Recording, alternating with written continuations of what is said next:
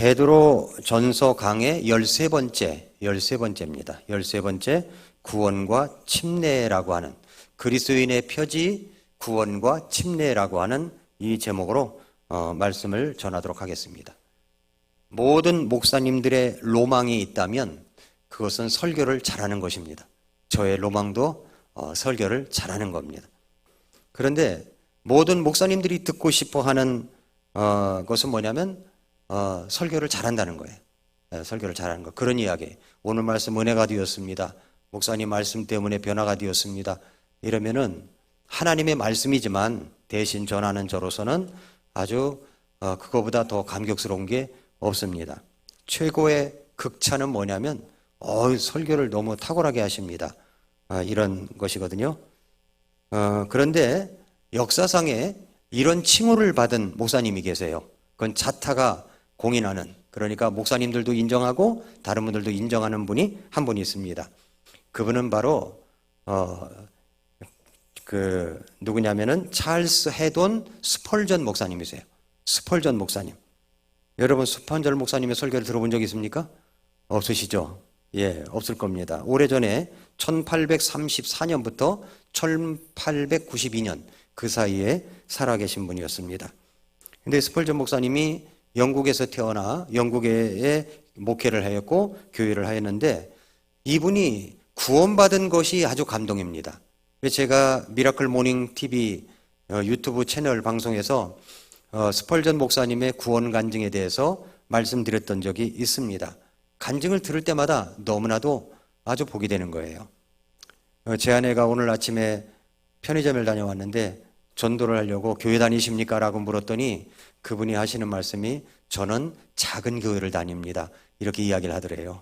작은 교회를 다닙니다. 작다. 작다라는 게 뭘 의미할까요? 작다, 크다라고 하는 거. 근데 스펄전 목사님이 구원받은 것이 진짜로 작은 교회에서 구원받았어요. 이분이. 왜냐하면 그날도 이제 자기 교회를 가려고 하는데 눈이 너무 많이 와가지고 자기 교회를 갈 수가 없었습니다. 그래서 동네 인근에 조그마한 교회를 갔어요. 갔더니 그 교회에 모이신 인원이 12~13명입니다. 12~13명 정도 이렇게 모여서 예배를 드리고 있었어요. 근데 그날은 눈이 너무 많이 와가지고 갈 수가 없었던 거죠. 자기 교회를. 눈이 너무 많이 와서. 눈이 너무 많이 왔기 때문에 그 교회 담임 목사님도 교회를 못 오셨어요. 교회를 못 오셨어요. 길이 막혀가지고. 그래서 이제 12~13명 중에 누군가 나가서 그래도 예배를 드려야 되고 설교를 해야 되기 때문에 누군가 설교를 해야 됩니다. 만약에 제가 없을 때, 또 사역자도 없을 때는 우리 집사님들이나 성도님들 가운데 누군가 나와서 설교를 하셔야 됩니다.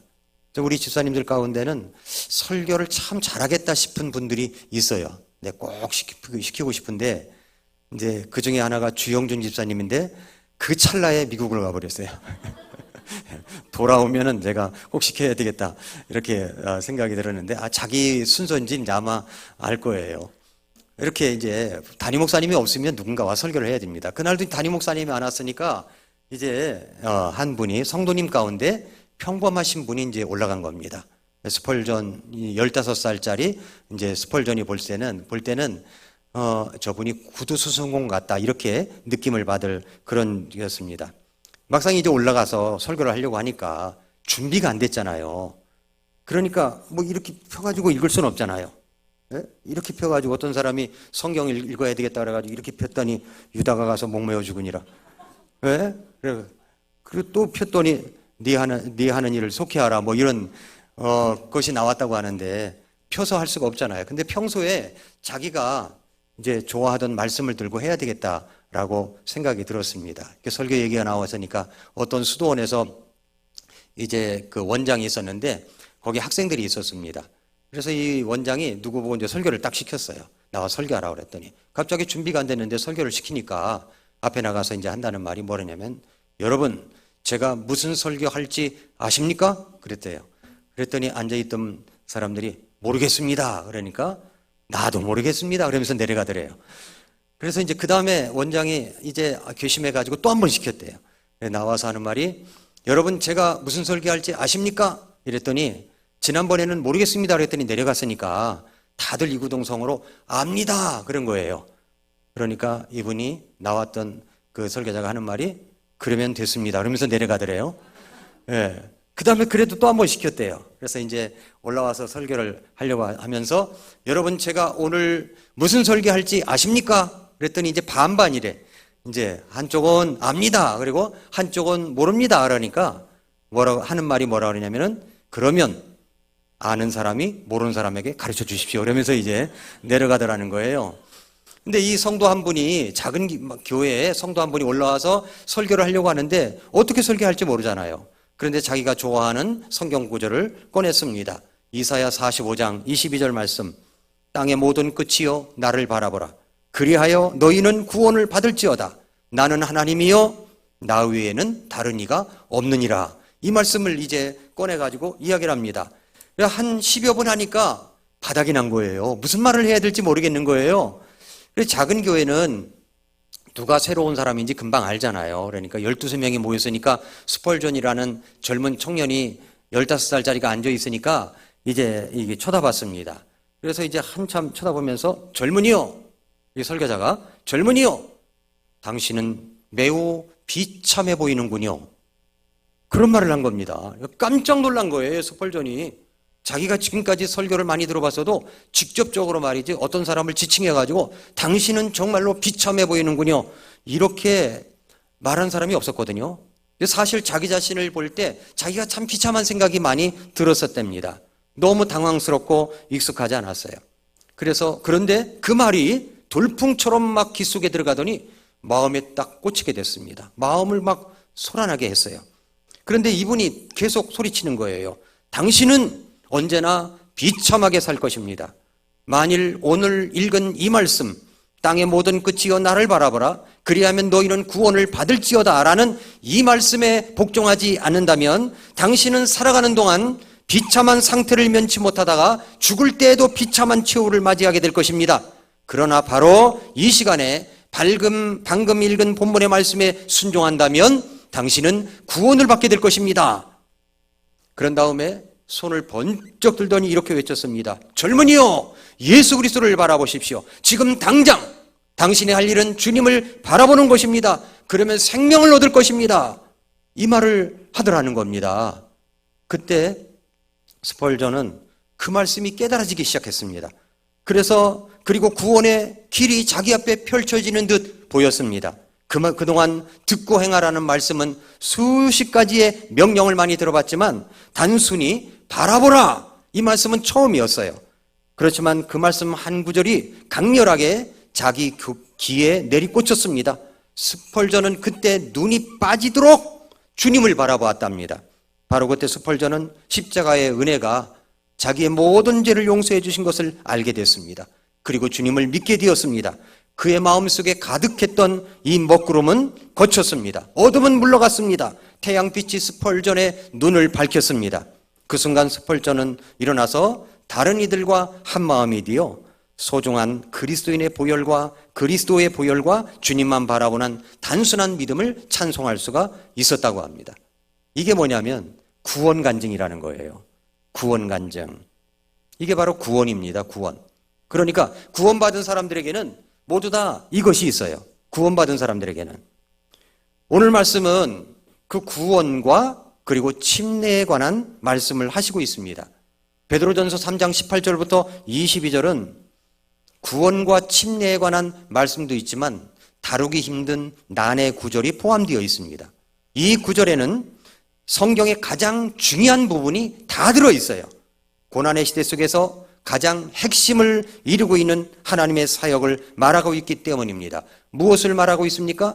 두 파트로 나눠서 첫 번째 예수 그리스도의 구원의 사역에 대해서 말씀하고 있습니다. 어떤 고난과 고통이 있다고 할지라도 가장 중요한 사역은 멈추어서는 안 됩니다. 그것은 바로 구원하는 사역이에요. 사람들이 구원받게 하는 사역입니다. 예수님께서는 어떤 구원의 사역을 이루어 놓으셨습니까? 그 5가지 사역에 대해서 이야기를 합니다. 첫째는 뭐냐면 예수 그리스도의 죽으심의 사역이에요. 죽으심의 사역. 오늘 읽은 말씀 베드로전서 3장 18절을 보시면 그리스도께서도 죄들로 인하여 한 번 고난을 받으사 의로운 자로서 불의한 자를 대신하셨으니 이것은 그분께서 육체 안에서 죽임을 당하셨으되 성령으로 말미암아 살아나셔서 우리를 하나님께로 데려가려 하심이라 그랬습니다.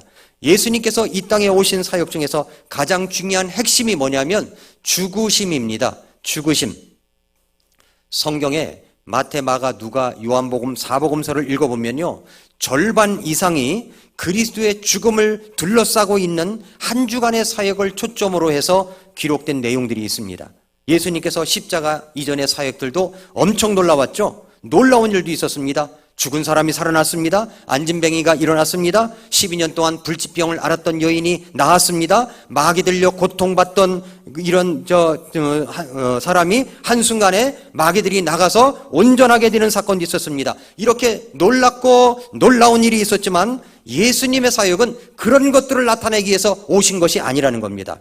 사람들은 예수님을 이야기할 때 예수님이 이 땅에 오셔서 가난한 자를 돌봐주셨다, 고통 많은 자들을 돌봐주셨다, 병든 자를 일으켜 세우셨다, 이것에 초점을 맞춘 것은 인본주의자들이 자기 중심적으로 해석하는 예수님의 모습입니다.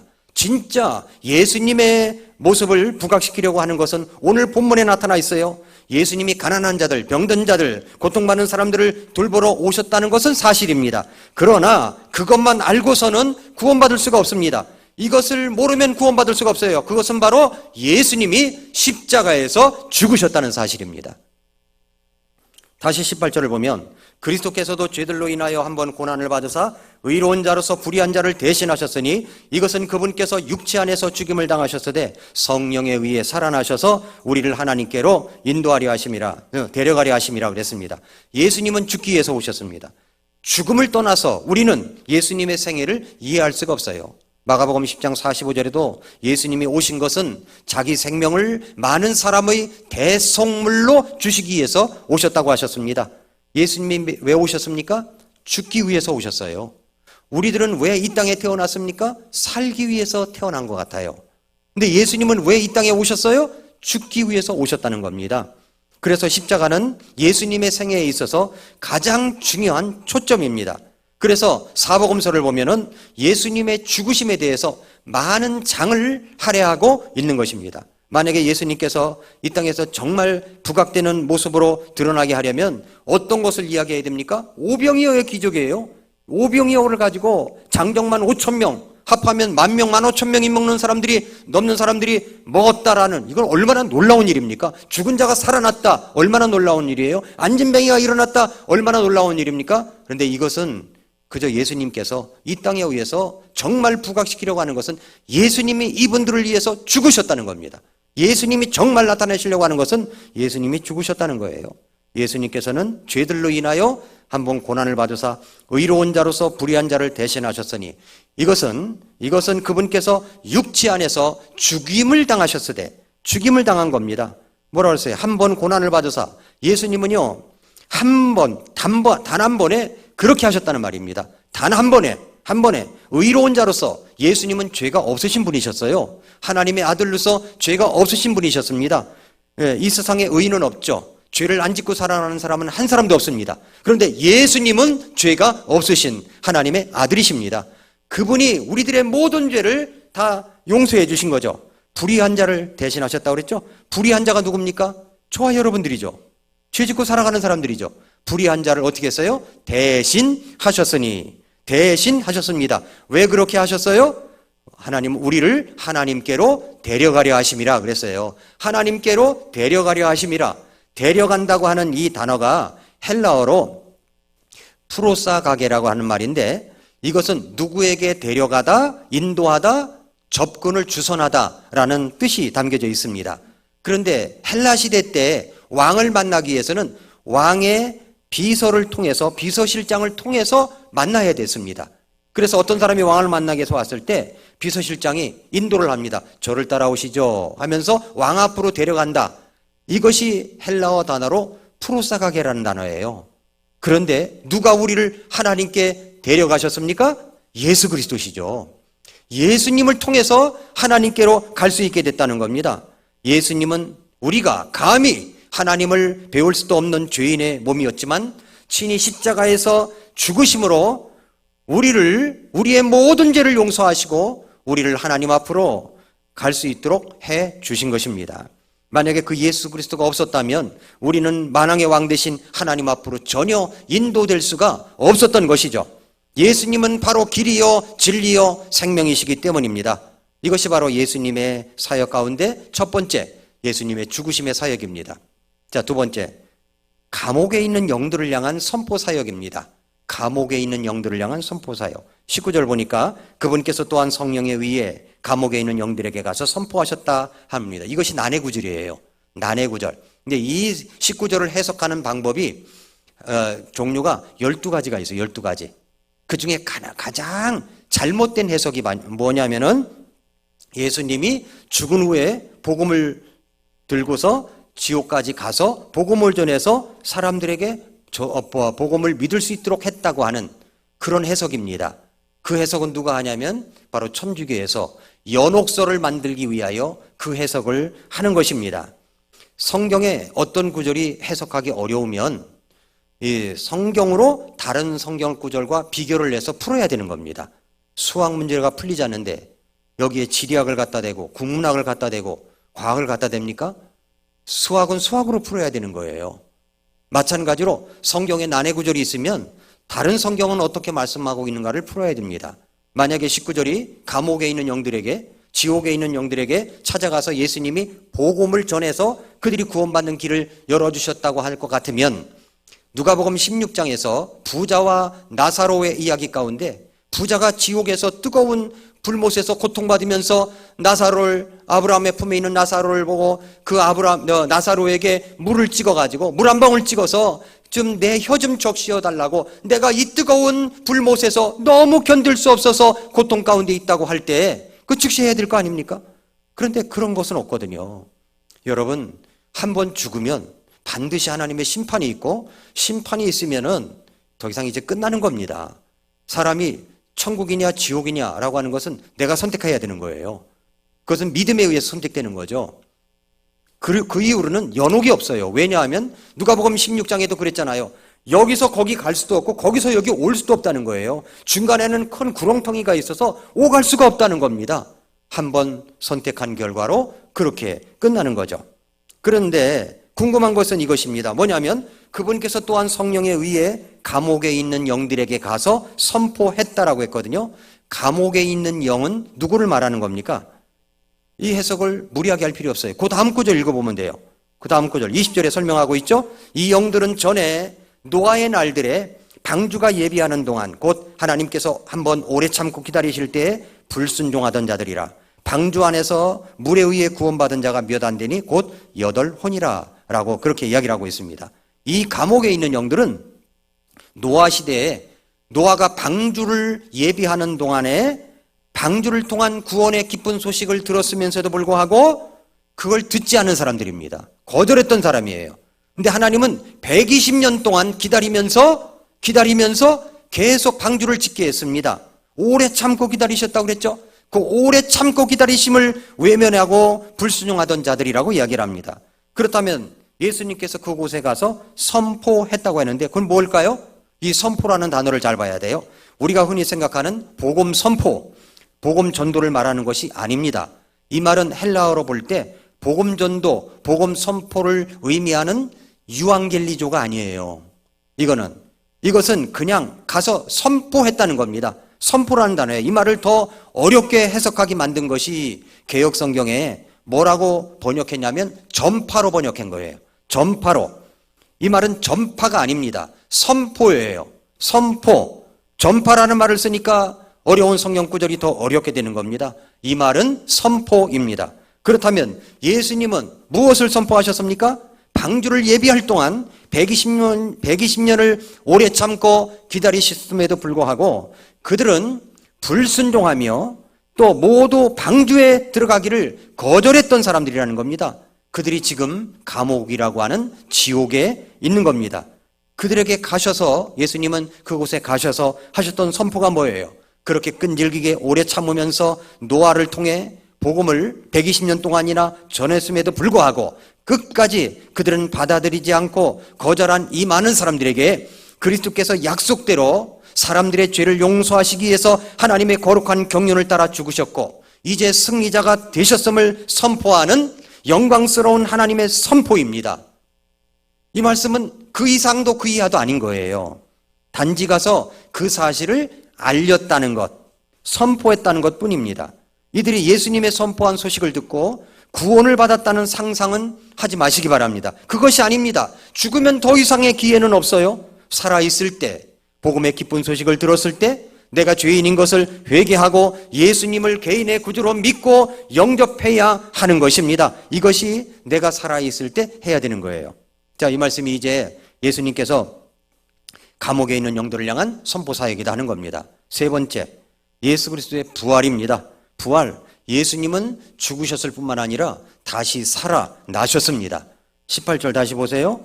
보면은 그리스도께서도 죄들로 인하여 한번 고난을 받으사 의로운 자로서 불의한 자를 대신하셨으니 이것은 그분께서 육체 안에서 죽음을 당하셨으되 성령에 의해 살아나셔서 우리를 하나님께로 데려가려 하심이라 그랬어요. 데려가려 하심이라. 이 말도 개역성경어로 보면은 육체로는 죽음을 당하시고 영으로는 살리심을 받으셨으니 라고 했는데 영으로는 라고 하니까 이 말씀이 해석하기가 어렵게 되는 겁니다. 이 말은 흠정역 성경 말씀 그대로 성령에 의해서 성령으로 말미암아라는 말입니다. 그러니까 예수님은 육체 안에서 죽음을 당하셨지만 성령에 의해 다시 살아나신 분이십니다. 여러분, 세상에는 수많은 종교가 있어요. 그런데 우리가 믿는 이 기독교, 우리가 믿는 이 복음은 부활의 복음을 믿고 있는 겁니다. 세상에 이런 종교가 어디 있습니까? 세상에 이런 종교가 또 있습니까? 우리는 종교는 아니죠.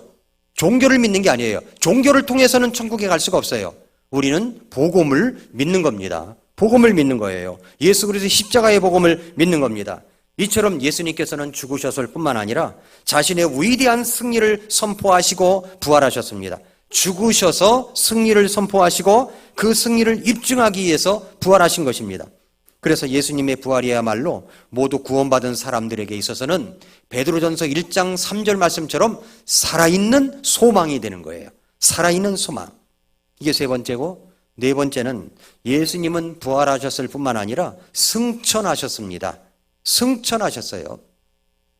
베드로전서 3장 22절 말씀을 보십시오. 베드로전서 3장 22절 성경을 찾아서 보면은 이렇게 말씀했어요.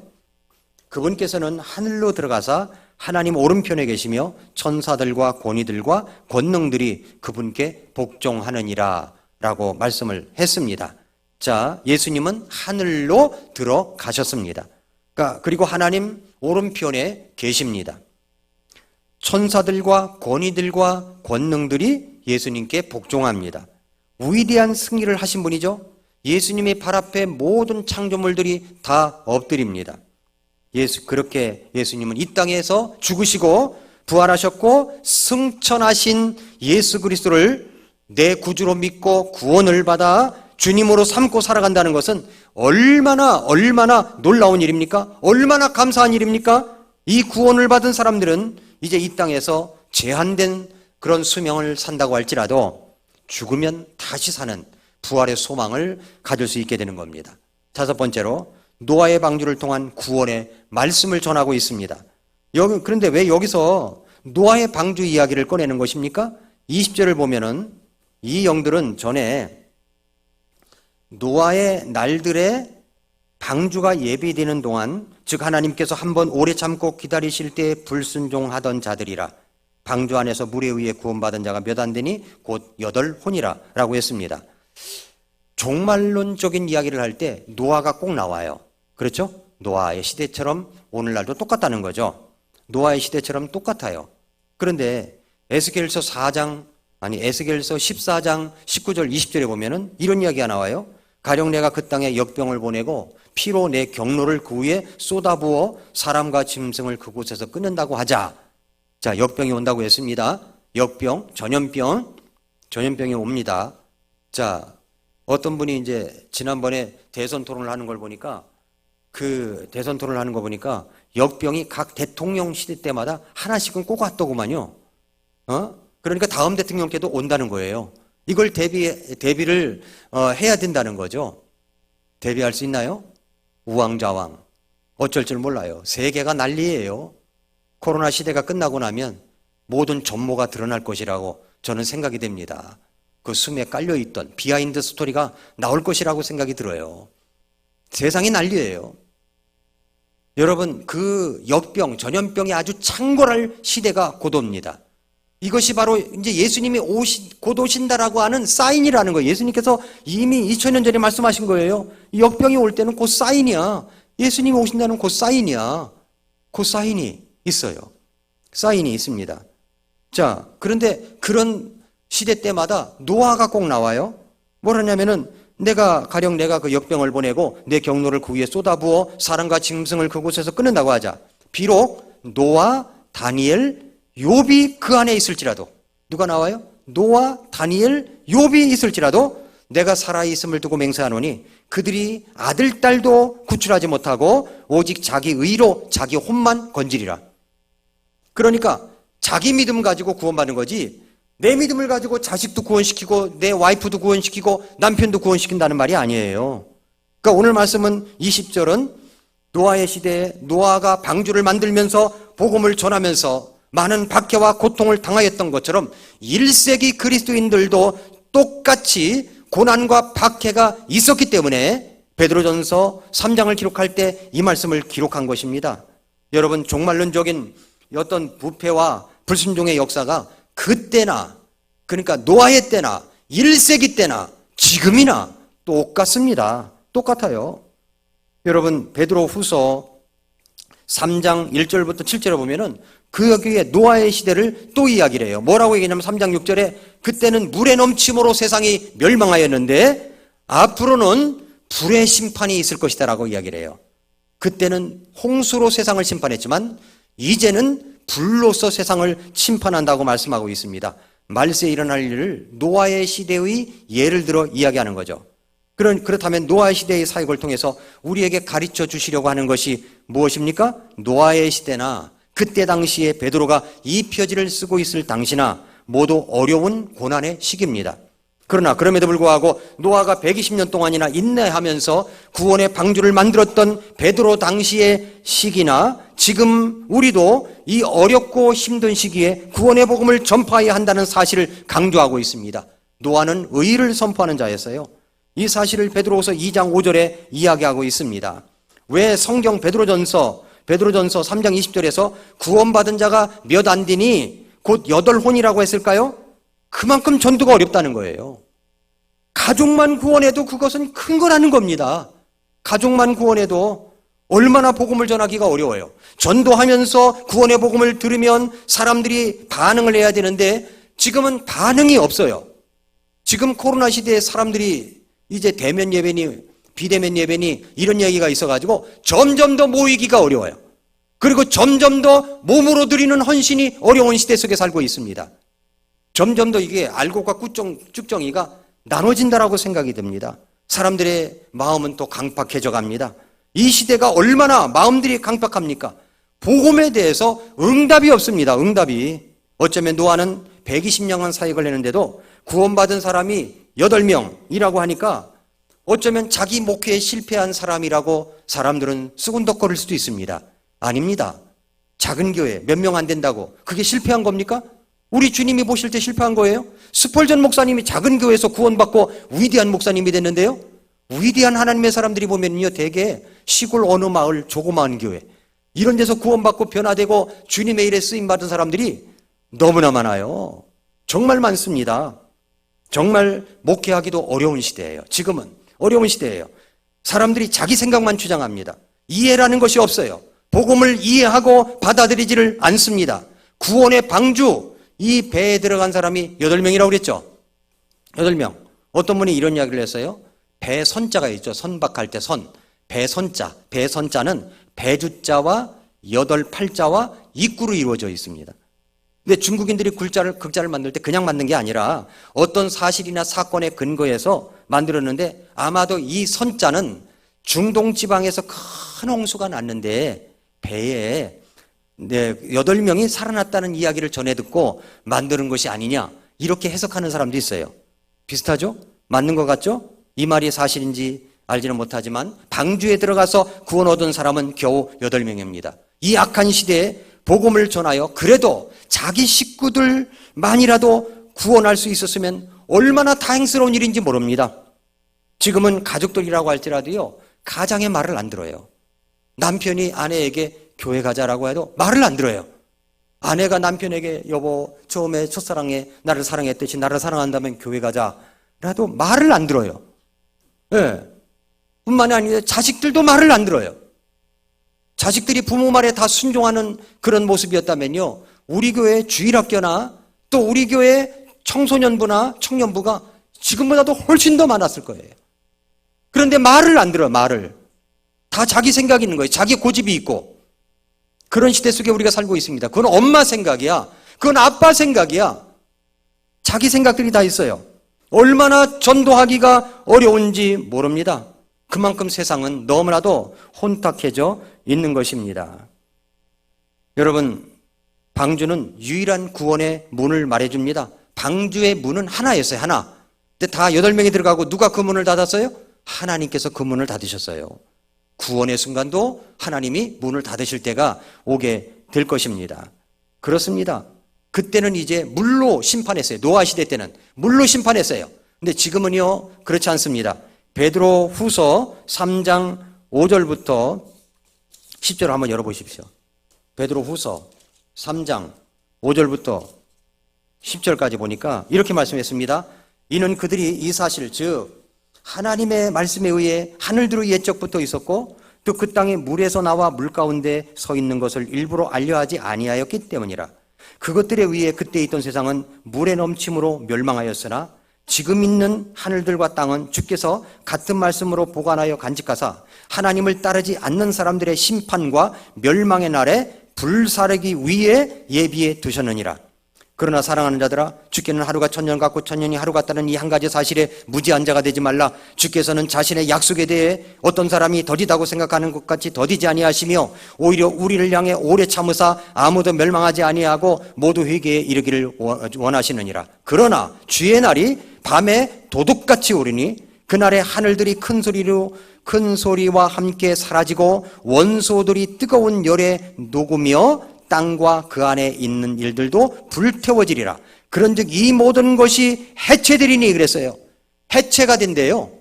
이 땅은 불에 의해서 해체가 된다라고 이야기를 하고 있습니다. 지금은 노아의 홍수처럼 물로 멸망하지 않아요. 이제는 물의 넘침으로 멸망하게 될 것입니다. 그러므로 이렇게 해체될진데 너희가 어떤 사람이 되어야 마땅하겠느냐라고 말씀을 하고 있는 겁니다. 거룩한 행실 속에서 하나님을 따르는 자가 되고 하나님이 날이 오는 것을 기다리고 서두르라고 말씀을 하고 있습니다. 그렇습니다. 이 구원은 정말로 중요한 문제예요. 수많은 교회가 있지만 교회에 오면 구원의 확신을 체킹하고 구원의 문제를 강조하는 교회가 그렇게 많은 것 같진 않아요.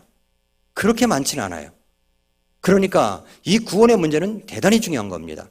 저는 우리 성서 침례교회에 나온다고 해서 우리 교회 성도들 100%가 구원받았다고 생각하진 않아요. 왜냐하면 제 눈에도 저 사람은 구원받지 않은 것 같아 라고 생각되는 분이 있기 때문입니다. 그러나 본인이 결정해야 돼요. 본인이 가짜 구원을 붙들고 있으면 멸망합니다. 여러분, 우리 청소년들 오늘 헌신 예배 드리는데 여러분이 부모님이 신앙이 좋다고 그래서 여러분의 믿음도 좋은 게 아니에요. 자기 믿음은 자기가 결정해야 되는 겁니다. 하나님의 날에 심판을 받게 될 것입니다. 여러분, 그래서 이 구원의 문제는 너무 중요한 겁니다. 그래서 구원의 확신을 분명하게 갖고 있어야 되는 겁니다. 이것이 바로 이제 베드로가 이야기했던 구원의 문제를 이야기하는 거예요. 그 다음에 이제 침례죠. 침례는 제가 여러 번 강조했기 때문에 여기 내용이 있습니다만은 제가 짧게 하겠습니다. 저는 구원받은 사람, 내가 예수님과 함께 죽었고 다시 살아났다고 하는 것이 물에 의해서, 물 침례에 의해서 이루어진다는 사실은 우리가 모두 잘 알고 있습니다. 그런데 구원을 받았으면 세례가 아니라 침례를 받아야 되는 거예요. 침례가 성경적이기 때문에 제가 이야기해 드리죠. 자, 예수님이 우리를 사랑하셔서 우리를 위해 죽어주셨어요. 그리고 우리에게 당부의 말씀을 하십니다. 당부. 예수님이 승천하시기 직전에 예수님이 우리에게 당부를 하셨어요. 뭐라고 그랬냐면은 그러므로 너희는 가라 그래요. 가서 모든 민족들을 가르치라고 그래요. 아버지와 아들과 성령의 이름으로 그들에게 침례를 주라 그랬어요. 침례를 주라. 그럼 우리는 뭘 해야 됩니까? 침례를 받아야 되는 거예요. 구원받은 사람은 침례를 받아야 되는 거예요. 생각해 보세요. 사랑하는 예수님이 나를 위해서 죽어주셨고, 그리고 정말로 고통을 받으셨고 죽어주셨으며 부활하시고 승천하신 그 예수님께서 하늘로 승천하시기 직전에 우리를 붙들고서 당부하십니다. 얘야, 그러므로 너희는 가서 말이야, 복음을 전해. 복음을 듣고 구원받았으면 아버지 하나님과 그 아들 예수 그리스도와 성령의 이름으로 침례를 줘야 돼. 침례를 받아야 돼. 이렇게 당부하셨으면 그 사랑하는 예수님이 우리를 향해 당부하는데, 아니에요. 생각해 볼게요. 지금은 때가 아닌 것 같아요. 지금 시험 봐야 돼요. 공부해야 돼요. 그러겠습니까? 직장 생활이 너무 바빠요. 사업에 바빠서 전 침례 받을 시간도 없어요. 그래야 되겠습니까? 아니죠. 당장 받아요, 당장. 사랑하니까. 그러니까 침례는요, 순종이에요, 순종. 침례는 순종입니다. 침례를 주고라고 했으니까 침례 받는 건 순종이에요. 나를 구원하신 예수님께 대한 첫 순종이 뭐냐면 침례인 거예요, 침례. 그 첫 순종을 아직 순종하지 않으셨습니까? 해야 되죠. 침례를 주고 했으니까 받아야 되는 겁니다. 침례를 받아라. 그 침례를 받기 위해서 실강이를 버리고 침례를 받기 위해서 아니라고 하고 이럴 필요가 없는 거예요. 왜냐하면 예수님을 사랑하면 안 받을 수가 없는 거예요. 나를 구원하신 예수님, 내가 예수님과 함께 죽고 장사 지냈다가 살아났어. 이것을 물침례로 밝힌데, 그럼 너 침례를 받아야지. 지금 한겨울인데 어떻게 하면 좋지? 그래도 난 받아야 되는 거죠. 여러분, 시베리아 불꽃이라는 책이 있어요. 지금은 이제 나오지도 않는 책인데, 전도출판사에서 나왔던 책인데, 그때 소련이라는 나라가, 그러니까 러시아가 있기 전 소련이라는 나라가 붕괴되기 전에 그때 시베리아에서 믿음 생활했던 성도들, 형제자매들의 이야기를 기록한 책입니다. 거기 보면은요, 구원받았기 때문에 침례를 받고 싶어서 KGB 요원들의 그 눈길을 피해가지고 한밤중에 숲수고의 호숫가에 모여가지고 호수가 꽝꽝 얼었으니까 침례 받을 곳만 이렇게 잘라서 구멍을 내가지고 그 속에 들어가서 내가 예수님과 함께 죽고 살아났습니다 하는 것을 한 거예요. 시베리아 한겨울에 그걸 한 겁니다. 그때 마침 KGB 요원들이 들이닥쳤어요. 알고. 그래가지고 마지막으로 침례받는 자매가 빨리 저 침례 주세요.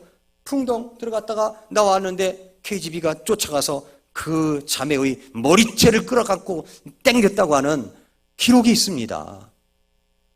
한겨울에도 침례받아야 되는 거예요. 제가 알고 있는 목사님 한 분이 천안에서 목회를 했었었는데, 그 목사님이 어느 날 겨울에 어떤 청년이 구원받았더니, 목사님 저 당장 침례받고 싶어요. 침례 주세요. 그러더라는 거예요. 근데 교회에 이제 침례탕이 없었어요. 그래? 너 그럼 얼음물을 깨고 해야 되는데 할 수 있겠니? 하겠다는 겁니다. 그래가지고서 이제 개천에 가서 얼음을 깨가지고 물 있는 곳에 가서 얼음을 갖다가 이렇게 관 모양으로 따가지고 깨서 내고 거기 들어가서 침례를 받는데, 아유 추워서 아주 힘들었다고 그러면서 하여튼 침례를 받았어요. 이런 열정들 왜 그럴까요? 사랑하니까. 예수님이 나를 구원하신 것이 너무 감사해서, 사랑하니까. 침례라고 하는 것은 내가 예수님과 함께 죽고 살아났다는 것을 나타내는 겁니다. 그런데 도중에, 여기 여러분이 설교 노트에 보면 나와 있지만, 도중에 이것이 변질돼서 세례로 된 겁니다. 물에 뿌려도 된다라고 된 거예요. 그것으로서는 우리 예수님과 함께 죽었다, 장사 지냈다는 것을 나타낼 수가 없습니다. 그래서 침례를 받아야 되는 겁니다. 그게 침례 이야기예요. 사랑하는 성도 여러분, 침례는 구원의 모형입니다. 그리스도인의 표지는요, 구원이 있고 그 구원받은 것을 나타내는 침례가 있어야 되는 겁니다. 이것이 바로 교회 성도들이 해야 될 일입니다. 여러분, 정말 이 세상은 마지막 때예요. 지난번에도 말씀드렸죠. 방역 패스라고 하는 것이 666의 짐승의 숫자 같다고요. 그게 짐승의 숫자라는 게 아니에요. 방역 패스가 지금은 아닙니다. 666이라는 것은 7년 대환란 시기 때 나와야 되는 겁니다. 여러분, 방역 패스가 없으면 백화점도 갈 수 없고, 마트도 갈 수 없고, 물건 살 수 없고, 학교도 갈 수 없고, 은행 거래도 안 되고, 비행기도 못 타고, 병원에 갈 수도 없고, 약국에 약도 못 사고, 아무것도 할 수 없다면 어떻게 되겠습니까? 짐승의 표를 받지 아니하면 그때는 그렇게 된다는 겁니다. 그것을 지금 이 세상을 마귀가 다스리고 있기 때문에 예행 연습을 하고 있구나. 이것은 뭔가 영적인 목사들은 다 보고 있는 겁니다. 지금 그런 시대에 우리가 살고 있는 거예요. 점점 세상은 말세를 향해서 가고 있습니다. 그렇다면 생각해 보세요. 여러분은 오늘 밤 이 세상을 떠난다면 천국에 갈 수 있는 확신이 있습니까? 있습니까? 그러면 구원받은 자의 침례를 받으셨나요? 침례를 받아야 되는 겁니다. 여기 성경에 그랬죠. 3장 21절 보세요. 3장 21절. 3장 21절 보세요. 3장 21절. 그 일과 같은 모형이라고 그랬죠? 모형, 곧 침례가, 침례가 구원받은 자의 모형입니다. 침례가 예수 그리스도의 부활로 말미암아 이제 또한 우리를 구원하는데 이것은 육체의 더러운 것을 제거하는 것이 아니라 선한 양심이 하나님을 향해 응답하는 것이니라. 순종을 한 거예요. 침례에 순종을 하면 선한 양심이 하나님을 향하여 응답하는 것이 되는 것입니다. 구원받아야 됩니다. 구원받은 분들은 침례에 순종해야 됩니다. 기도하겠습니다.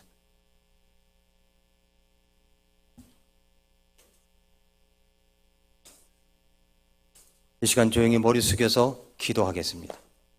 조용히 머리 숙여서 기도합니다. 자신을 돌아보는 시간을 가지십시오.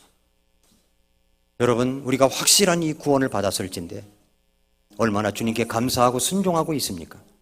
순종하십니까? 오늘 말씀을 듣는 가운데 나는 정말 구원을 받지 못했는데 라고 생각하는 분이 있을지 모릅니다.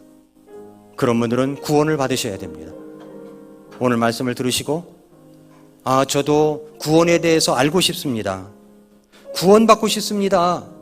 목사님, 저를 위해서 기도해 주십시오 라고 생각하시는 분이 계시면 잠깐 손을 들었다 내려주시기 바랍니다. 그런 분이 계십니까? 목사님, 저 구원에 관해서 잘 모르겠지만은 구원을 받고 싶습니다. 목사님, 저를 위해서 기도해 주십시오. 그런 분 계시면 잠깐 손을 들어주시기 바랍니다. 그런 분 계십니까? 그런 분 계십니까? 자, 구원받은 여러분, 혹시 여러분은 침례에 순종해야 했나요? 침례가 성경적인 것입니다. 그 침례에 순종하셨나요? 아직 침례에 순종하지 않았지만은 내가 침례 받기를 원합니다. 목사님, 제가 침례 받기를 원합니다. 그런 분 계시면 손 한번 들어다 내려주시기 바랍니다. 그런 분 계십니까? 제가 침례를 받지 않았지만 침례 받기 원합니다. 그런 분 계십니까? 오늘 오후에 세 사람이 침례를 받습니다. 여러분 가운데 혹시 침례에 순종하지 않은 분 계시다면 침례에 순종하시기를 바랍니다. 이제 우리가 구원받은 그 놀라운 사실을 가지고 확실한 확신을 가지고 사람들에게 복음을 전해야 됩니다. 정말 세상에 얼마 남지 않았습니다. 하나님, 우리 가족, 내 주변의 지인들 구원받을 수 있도록 도와주시옵소서. 우리 같이 한번 기도하겠습니다. 기도하겠습니다.